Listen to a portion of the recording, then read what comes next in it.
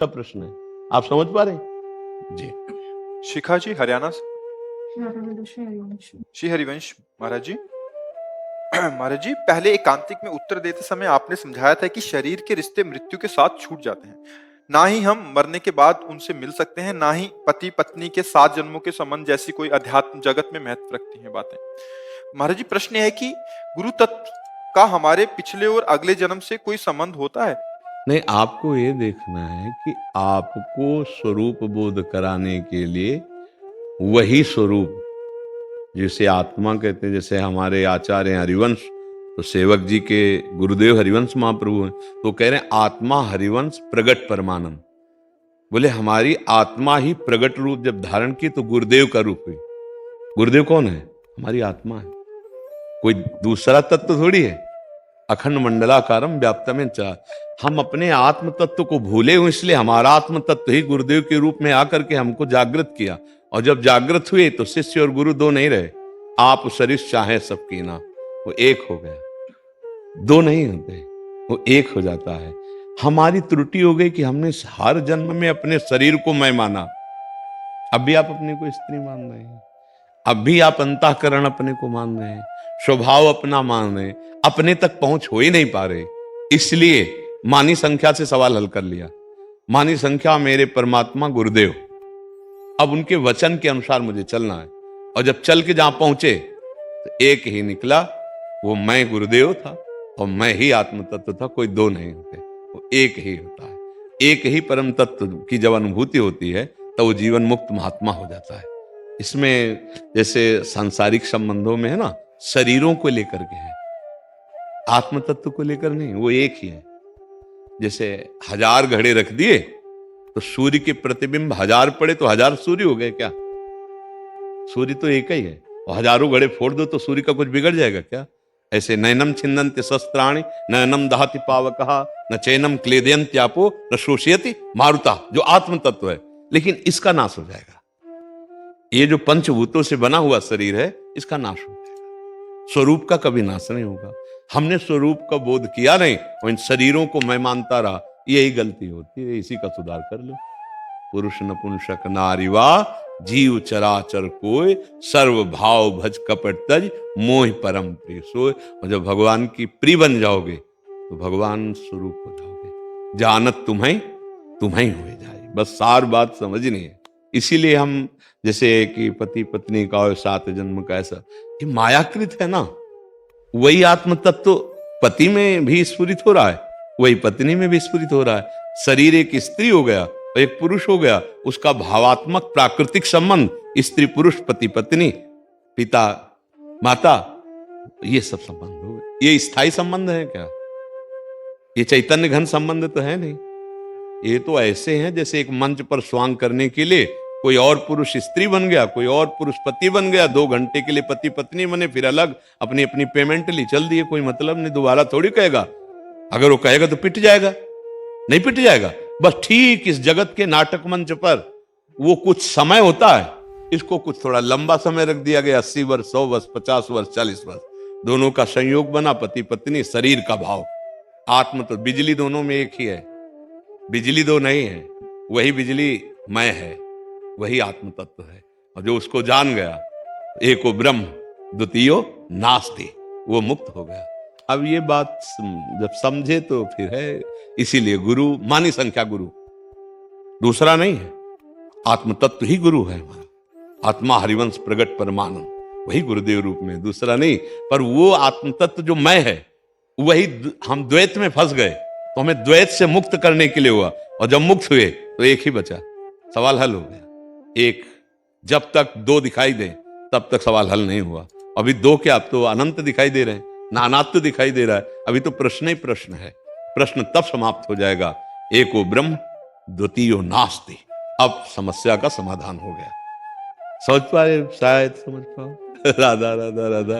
अरे अध्यात्म का प्रश्न आपने बड़ा गूढ़ किया, इसलिए उसका उत्तर इस कोटि के से होगा, शायद आप समझ पाए। महाराज जी, इसमें समय का जैसे मतलब आप अब मिले हैं, तो ऐसा क्या हो कि जन्म से जो बाकी रिश्ते। हाँ, भगवान अब कृपा करी, जब द्रमे दीन दयालु रागो तो साधु संगति पाइए।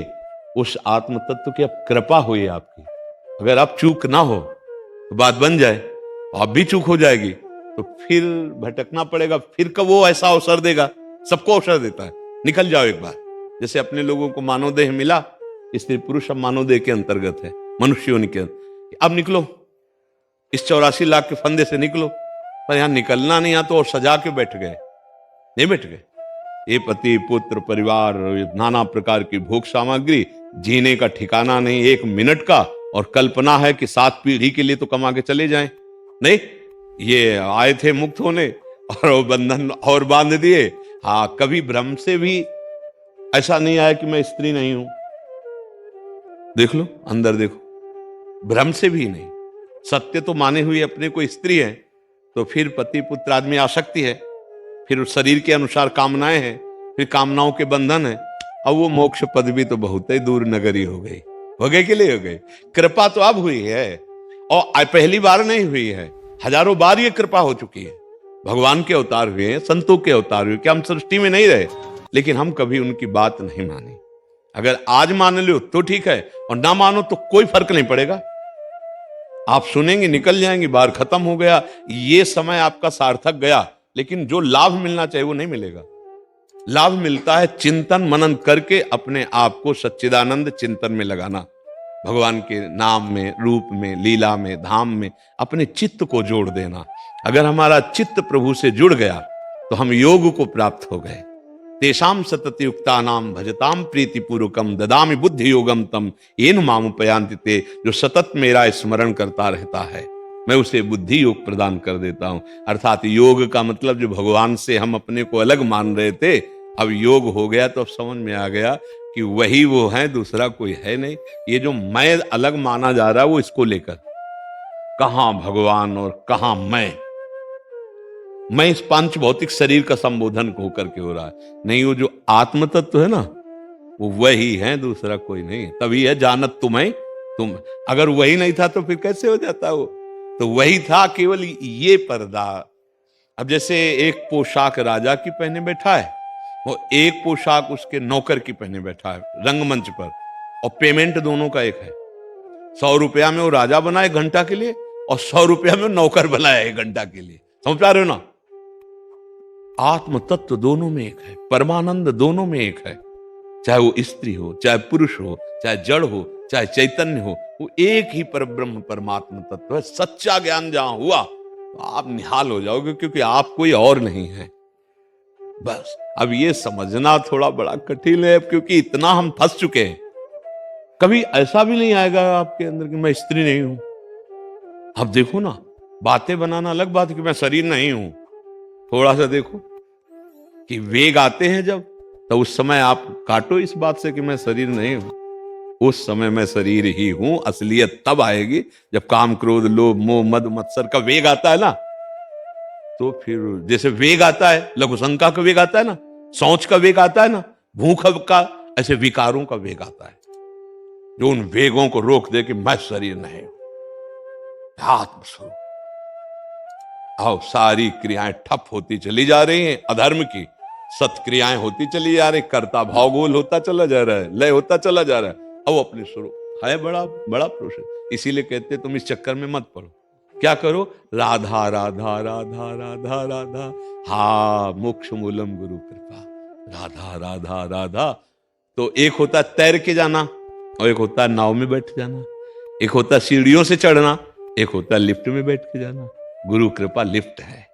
भगवत प्रेमी महात्माओं का आश्रय ले लिया, राधा राधा, अब जैसे हैं प्रभु भले बुरे हम तेरे, अब वो पार कर देंगे। और अगर बहुत प्रवीण बनते हो, तैरना आता है, तो आओ देखो, स्थूल सूक्ष्म कारण तीनों का राग त्याग करो, काम क्रोध लोभ मोह मद मत्सर, इन पर विजय प्राप्त करो अभी अपने स्वरूप में। अब ये ज्ञान के पंथ कृपाण की धारा परत खगेश लगे लेवा। और एक ये, यद्यपि मैं नीच हूं अधम हूं प्रभु, पर आपका हूं जैसा हूं। राधा राधा राधा। अब वो कृपा से पार होगा। एक है कृपा नौका में बैठना, और एक है साधना तैर करके पार होना। तैरने वाले में बड़ा खतरा है। बड़े बड़े ग्राह काम क्रोध लोभ मोह मद मत्सर ये ऐसे हैं कि लील जाए, पूरा जीवन का जीवन व्यतीत हो जाता है। बोले कितने? बोले 70 वर्ष के हैं। बोले काम मिटा नहीं, वो ज्यों कहते हैं वैसे ही है। तो लील गया ना पूरा जीवन, 70 वर्ष लील गया वो। हम जान ही नहीं पाए। अब कितने मिनट बचे हैं कुछ पता नहीं। अगर गुरु कृपा में बैठा है तो उसको रोना आएगा कि प्रभु हम साधन भजन तो कुछ जानते नहीं, बस इतना जानते हैं आपके सिवा हमारा कोई नहीं।